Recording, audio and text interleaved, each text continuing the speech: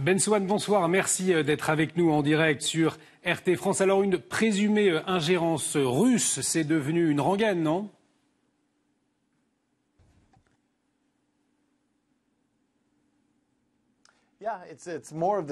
Oui, effectivement, c'est la même rengaine. Nous l'avons déjà vu en 2016, on parlait d'une ingérence russe, et en 2020, c'est la même chose. Mais nous apprenons beaucoup plus de choses sur la façon dont cela se déroule. Ce que l'on voit surtout, c'est que ces services du renseignement ne sont pas vraiment du renseignement. Alors, en ce qui concerne justement les conclusions du renseignement américain, qu'en retenir? Sont-elles à charge finalement contre la Russie?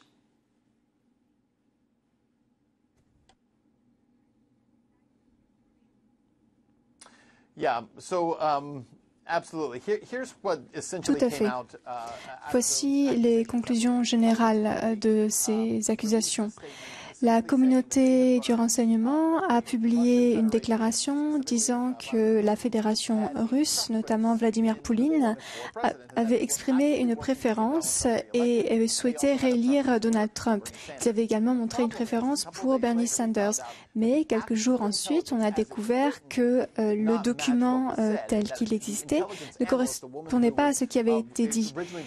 Et la personne qui avait publié l'information avait interprété les conclusions. Elle disait ce qu'elle pensait étaient les objectifs des Russes. Mais en réalité, lorsqu'on étudie ce qu'on a trouvé, il s'agit simplement d'un intérêt des Russes qui pensaient qu'ils pourraient travailler avec Donald Trump s'il était réélu. Il n'était pas dit qu'ils essayaient de s'ingérer. Donc l'accusation d'ingérence est bien au-delà d'une simple affirmation que les dirigeants d'un certain pays pensent être capables de travailler avec les dirigeants d'un autre pays. Et pourtant, on le voit dans les débats et au sein des médias, il y a une explosion de rhétorique autour de ce sujet. On pense que les Russes essayent d'aider Donald Trump et Bernie Sanders en même temps. Et pourtant, ces deux candidats sont totalement opposés. Mais aujourd'hui, c'est une insulte de parler d'aide russe. Mais au fond, comment comprendre cette volonté du camp démocrate de sanctionner Moscou? Est-ce qu'il cherche à réveiller les fantômes du passé?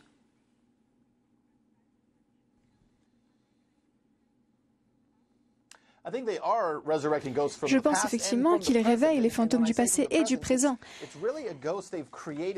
En effet, c'est vraiment un fantôme qu'ils ont créé de toutes pièces. C'est une terminologie autour de la Russie. C'est une forme d'épouvantail selon lequel la Russie serait une grande menace. À l'époque de la guerre froide, c'était une menace nucléaire, mais ce n'est plus le cas aujourd'hui. Donc lorsqu'on demande aujourd'hui aux gens quelle est la menace représentée par la Russie pour les États-Unis, ils ne peuvent pas expliquer, ils ne savent pas ce que c'est. Il y a beaucoup de menaces dans le monde entier, notamment par exemple d'autres grandes puissances telles que la Chine, et également au niveau militaire ainsi qu'économique. Mais la Russie n'est pas du tout au même niveau.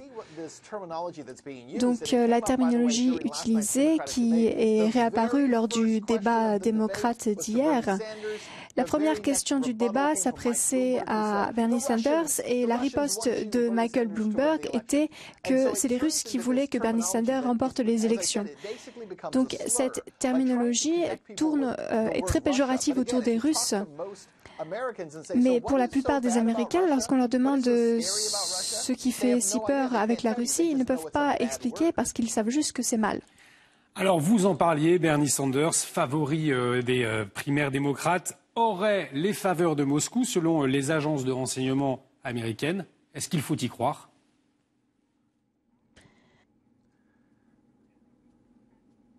Non, je ne pense pas qu'ils sont dans son camp. Les Russes se sont peut-être demandé s'ils pouvaient travailler avec Bernie Sanders en tant que président. Ils ont dû penser qu'ils le pouvaient et ils ont déjà dit qu'ils pensaient qu'ils pouvaient également travailler avec Donald Trump. Et c'est là que la situation devient étrange. On pourrait s'imaginer que dans notre pays, on voudrait un dirigeant qui peut coopérer avec les autres dirigeants mondiaux. Mais il y a beaucoup d'isolationnisme dans ce pays. Et quelqu'un qui veut travailler avec d'autres dirigeants est considéré comme un patriote. Donc c'est un genre d'ambiguïté assez intéressante. L'establishment républicain comme démocrate fait usage de cette terminologie, de ce discours, afin de discréditer certains candidats. Le président Trump a été discrédité, selon eux, avec cette proximité avec des dictateurs. Et maintenant, il essaye d'utiliser la même rhétorique pour Bernie Sanders en disant qu'il est proche de dictateurs.